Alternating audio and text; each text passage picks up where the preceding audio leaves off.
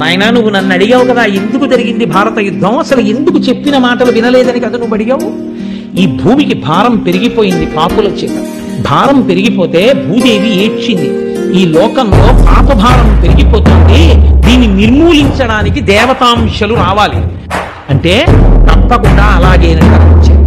ఇప్పుడు ఎంత పాప భారం పెరిగి ఉన్నదో తెలుసా అండి. ఆ సమయంలో అది పోగొట్టడానికి ఒక్క పరమేశ్వరుడు వస్తే సరిపోదు, దేవతలందరూ అంశలతో కదిలి రావాలి. ఇప్పుడు రాక్షసాంశలలో పుట్టిన వాళ్ళందరూ దేవతాంశలలో పుట్టిన వాళ్ళ వల్ల చచ్చిపోవాలి, చచ్చిపోతే భూభారం తీరుతుంది. అయితే మహాభారతంలో గొప్పతనం ఏమిటో తెలుసా అండి. దేవతాంశలలో ఉన్న వాళ్ళు రాక్షసాంశలలో ఉన్న వాళ్ళ దగ్గరికి వెళ్ళి నిలబడి యుద్ధం చేశారు. భీష్ముడు దేవతాంశలో వచ్చింది, ద్రోణుడు బృహస్పతి అంశ.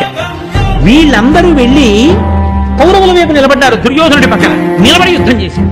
దేవతాంశలలో పుట్టిన వాళ్ళు పాండవుల పక్కన నిలబడాలా, కృష్ణుడున్న వైపు నిలబడాలా, వ్యతిరేక వర్గంలో వెళ్ళి దుర్యోధనుడి వైపు నిలబడి యుద్ధం చేస్తారు?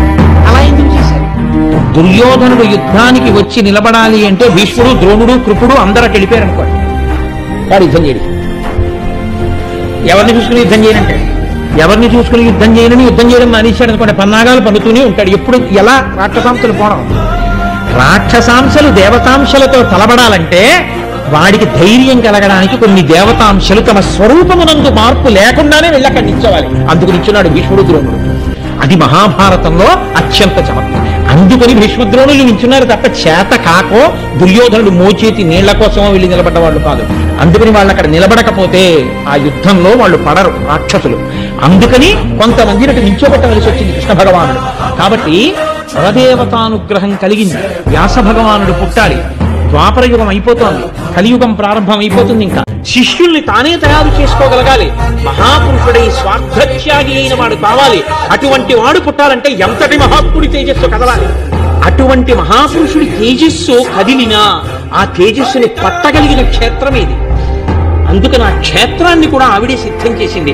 వేరొక మహాత్ముని తేజస్సు కలిపి అది అద్రిక మింగి అద్రిక కడుపులో పెరిగితే అద్రికకి శాప విమోచనం అవుతుంది. అప్సరసాగర్భము నుంచి బయటికి వచ్చింది కాబట్టి వశిష్ఠ మహర్షి యొక్క వాక్కు నిలబడ్డానికి ఇదిగో ఈ మహాత్ముడి ఇప్పుడు పుట్టాడు.